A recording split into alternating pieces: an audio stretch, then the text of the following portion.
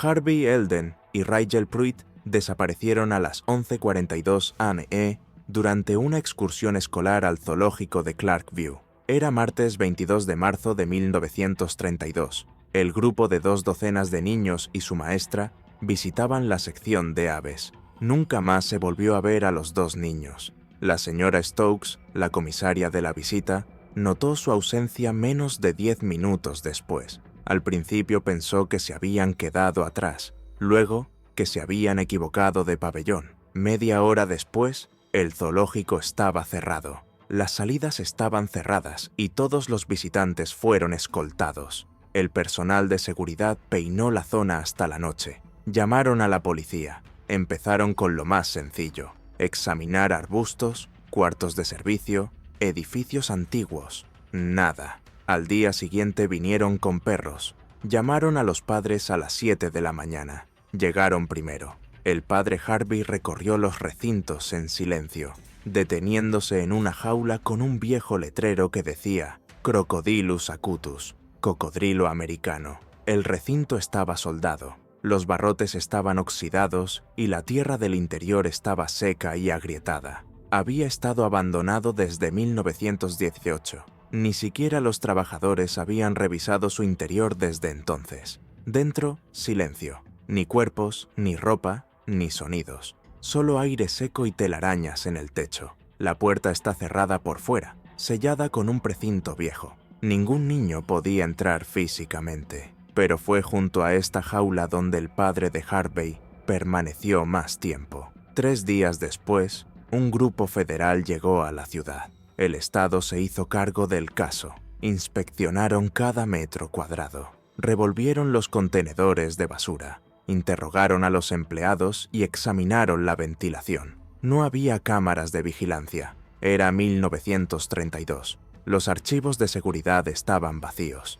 Ningún testigo vio a los chicos salir del grupo. Parecían desaparecer de la nada, con el trasero blanco entre las jaulas con loros y monos. Los periódicos salieron con los titulares: desaparición al mediodía, zoológico bajo sospecha. 2 estudiantes de 3er grado desaparecieron sin dejar rastro. El zoológico Clarkview podría cerrar, pero no estaba cerrado. Una semana después, las visitas continuaron. El caso quedó en el olvido. Se expresaron las condolencias a los padres. 2 nuevos nombres aparecieron en los registros del archivo: Harvey Eldon y Rigel Pruitt.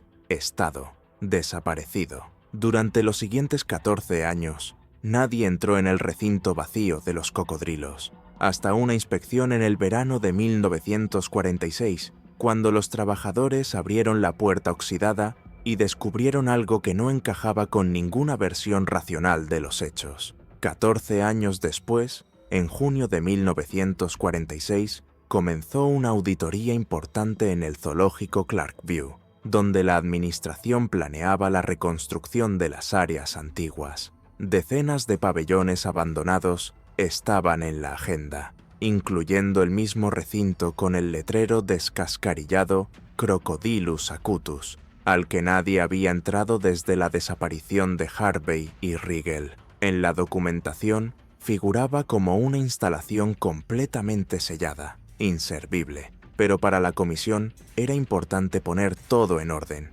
Una inspección técnica de rutina. A las 8:15 am del 4 de junio de 1946, 3 empleados, John Bradley, Curtis Mills y un conserje llamado Ballard, cortaron una cadena oxidada y empujaron una puerta metálica que se abrió de golpe por primera vez en una década y media. Dentro encontraron oscuridad y aire viciado.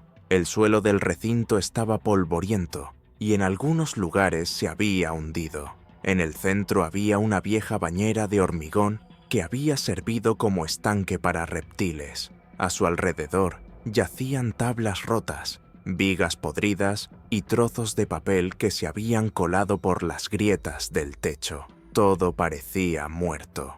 Pero 7 minutos después de entrar, Ballard, mientras retiraba la madera contrachapada del rincón más alejado, se echó hacia atrás bruscamente. Bajo la lámina de madera yacían 2 cuerpos completamente esqueléticos, uno junto al otro, sin ropa, sin zapatos, sin señales de violencia externa, pero la forma en que estaban colocados hizo que los agentes se marcharan y cerraran la puerta sin decir palabra. Los esqueletos yacían paralelos, con los brazos cruzados sobre el pecho, como si alguien los hubiera colocado allí a propósito. Los cráneos miraban hacia arriba, rectos hacia el techo de madera, entre ellos un alambre fino, como si les conectara las muñecas. La policía llegó 43 minutos después. La zona fue acordonada. Los empleados fueron interrogados y puestos en libertad.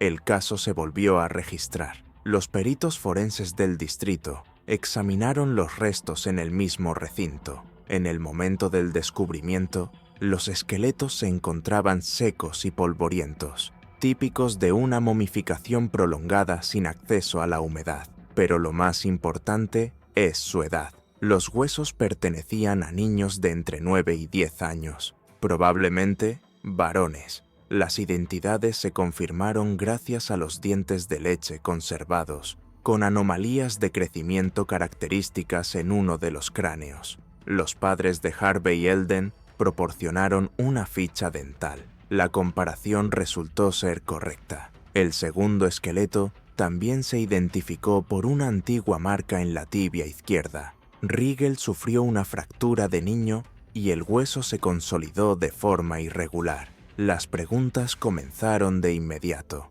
¿Cómo acabaron los cuerpos en un recinto herméticamente cerrado que no se había abierto desde 1918? ¿Por qué ninguna inspección en 1932 encontró rastro alguno? ¿Por qué los guardias no reportaron ruidos extraños ni cerraduras abiertas? Pero lo más importante es, ¿por qué alguien colocó sus cuerpos de manera tan ordenada? Testigos afirmaron que el recinto fue tapiado y que finalmente quedó inutilizado. El guardia de guardia en 1932 falleció en 1941. Los diagramas de archivo mostraban que solo se podía acceder al pabellón por 2 salidas, ambas cerradas desde dentro. No se encontró evidencia de entrada forzada, ni en 1932 ni en 1946. El sheriff local dijo entonces algo que los periodistas no han olvidado. Si alguien escondió su cuerpo, no fue un humano quien lo hizo, o no fue un humano quien lo hizo.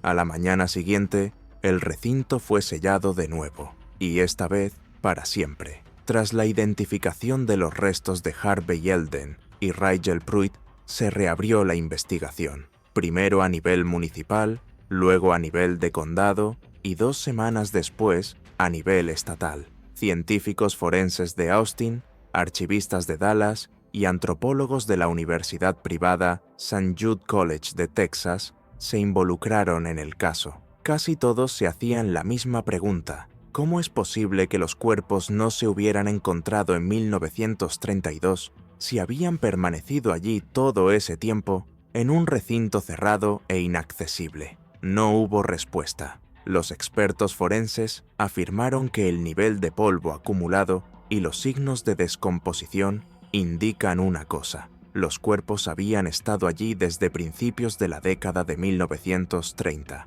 Es decir, habían estado allí desde la desaparición. Durante 14 años, nadie había percibido olores, oído insectos, ni sentido nada sospechoso. Durante la autopsia, se descubrió que bajo la cuenca de hormigón del antiguo depósito donde yacían los restos, había una depresión en el suelo, posiblemente artificial, con una densa capa de caliza que protegía los cuerpos de la descomposición. Dicha estructura no estaba contemplada en ningún proyecto del zoológico. Al comenzar a limpiar el espacio bajo los cuerpos, encontraron un viejo bulto de tela bajo una capa de tierra, blanco a cuadros, presumiblemente parte de un uniforme escolar. Se conservaban fragmentos de bordado, la primera letra del nombre H, medio borrada. Los expertos confirmaron: se trataba del mismo uniforme que usaban los niños de la escuela Clarkview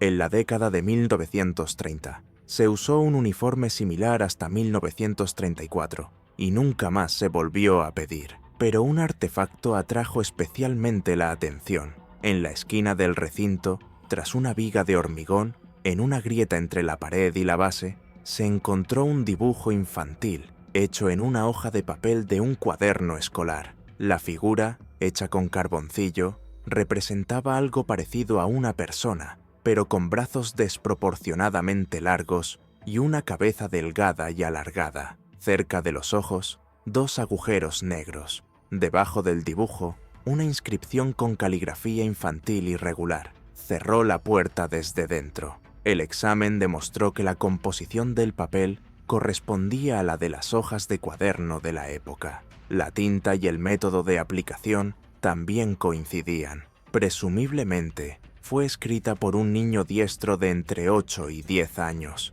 Sin embargo, los expertos no pudieron determinar con exactitud quién la escribió, ya que ni Harvey ni Riegel conservaron muestras de la carta. Uno de los científicos forenses, Jim Colden, que trabajó en casos de niños desaparecidos, declaró más tarde en un informe no oficial: si esta nota no es falsa, entonces los niños estuvieron vivos al menos unas horas, quizá días. Estaban dentro, sabían que no venía nadie e intentaron grabar algo. Pero si sabían que la puerta estaba cerrada desde dentro, ¿quién estaba fuera? Ante este panorama, comenzaron a surgir rumores extraoficiales. Uno de los antiguos guardias del zoológico, ahora en el departamento de parques, contó a un periodista que en 1933 había notado varias veces una puerta abierta en el patio trasero, la cual, lógicamente, no debería haberse usado. Según él, una vez encontró allí un trozo de tela, pero no le dio importancia. No hay constancia de ello en los documentos. Pero aún así, la pregunta principal seguía siendo: ¿cómo? No había acceso al recinto. La cerradura estaba intacta. El sello era original, con un sello de 1919. No había cámaras de vigilancia, pero ningún empleado registró actividad alguna. Los cuidadores que trabajaban en 1932 habían fallecido o se negaron a hacer comentarios. Uno de ellos, Roland Crane, mencionó en una carta a su sobrino, antes de su muerte en 1945, que el recinto de los cocodrilos a veces zumba por la noche, pero nadie tomó en serio sus palabras en aquel momento. No se encontraron rastros de violencia en los huesos, no había rastros de animales, ni un solo rasguño, ni una sola mordedura.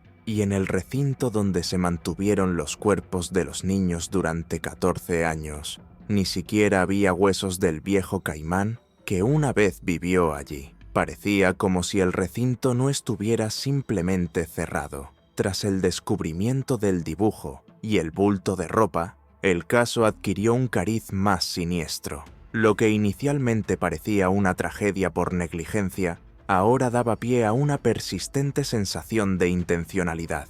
Demasiadas cosas no cuadraban. Los cuerpos estaban colocados con demasiada precisión. El recinto, que, según todas las leyes lógicas, debería haber contenido mucha más suciedad y descomposición, estaba demasiado antinaturalmente limpio. Los investigadores ampliaron sus interrogatorios. Comenzaron a revisar documentos no solo del zoológico, sino también de la escuela. Los archivos revelaron algo extraño. El informe original de la señora Valdrina Stokes, presentado ante la Junta Escolar en marzo de 1932, indicaba que había 24 estudiantes en el zoológico cuando bajaron del autobús. Pero otro documento, presentado al día siguiente de la desaparición, indicaba 26. Ninguno de los dos mencionó listas de nombres. Todo se basaba en testimonios orales. Nadie pudo comprobar con exactitud cuántos niños había allí ese día.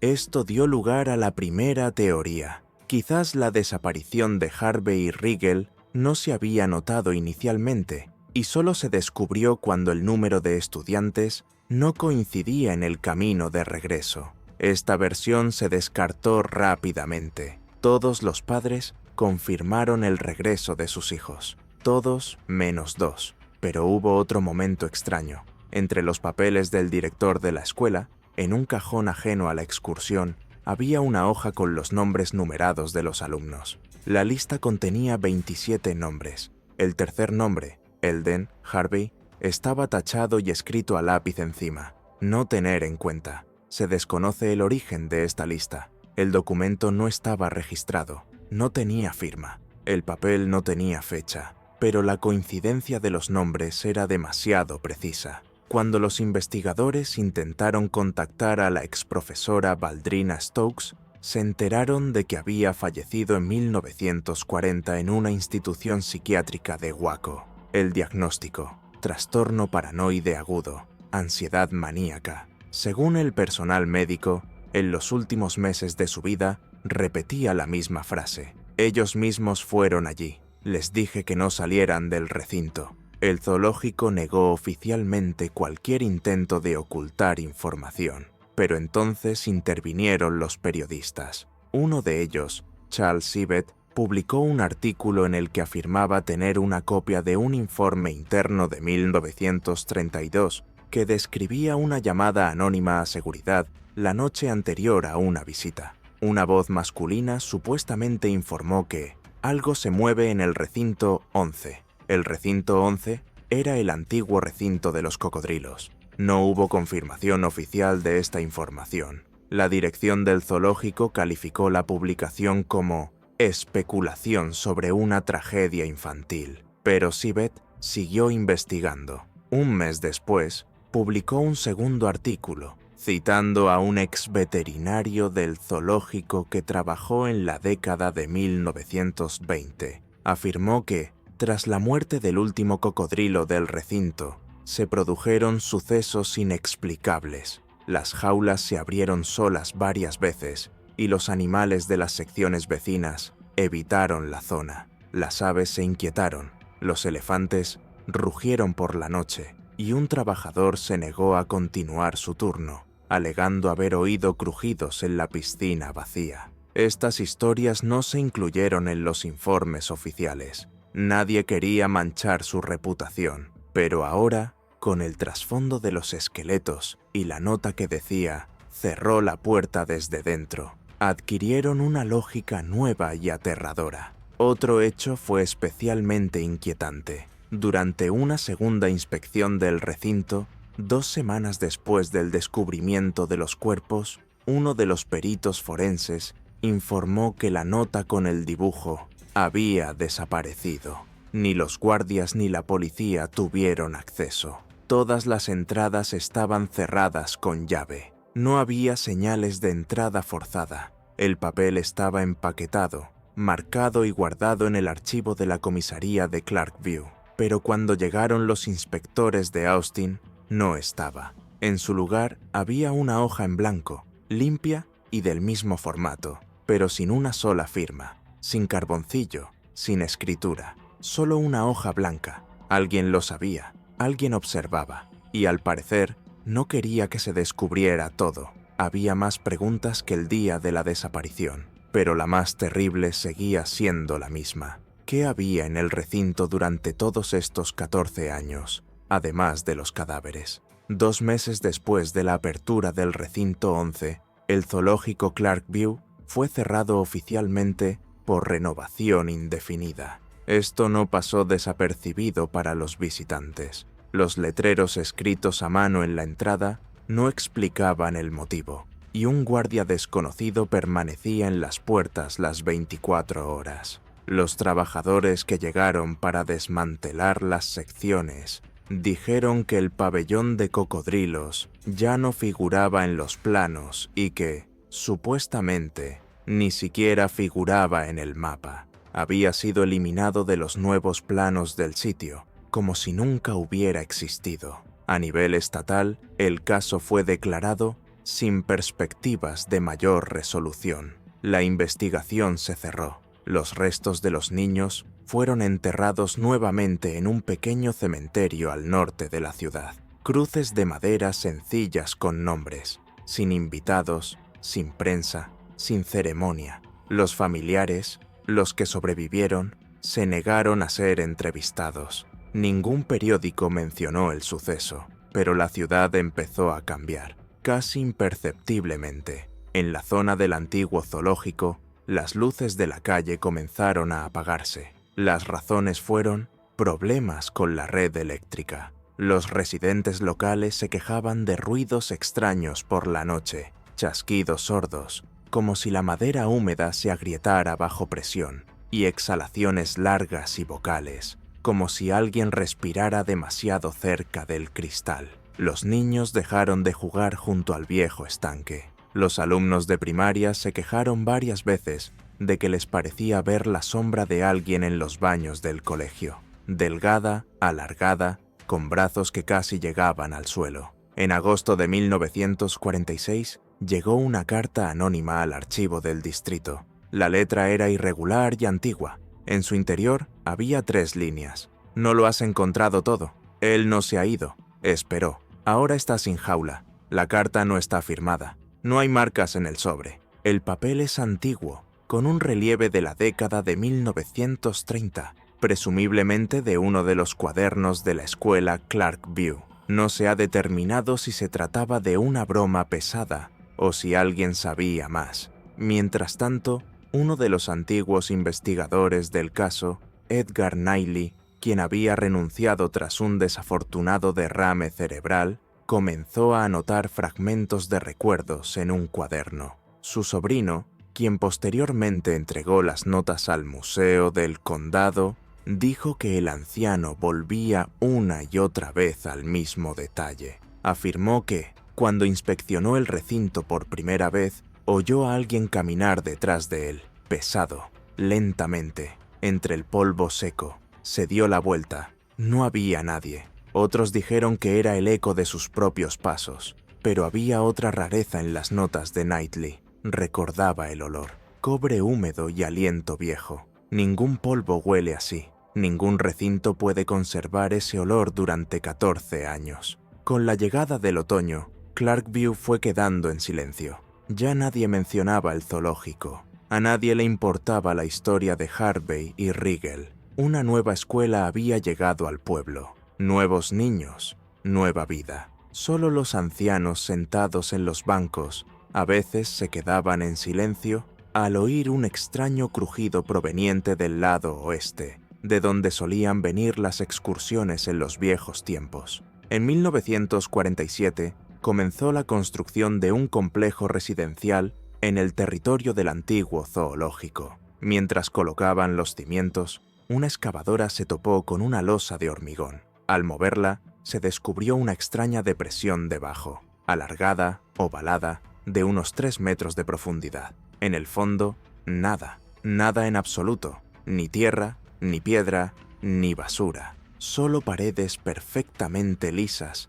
y arena lisa, negra como el hollín. Uno de los trabajadores entró. Después de 12 segundos, gritó. Lo levantaron, ileso, pero no dijo ni una palabra más.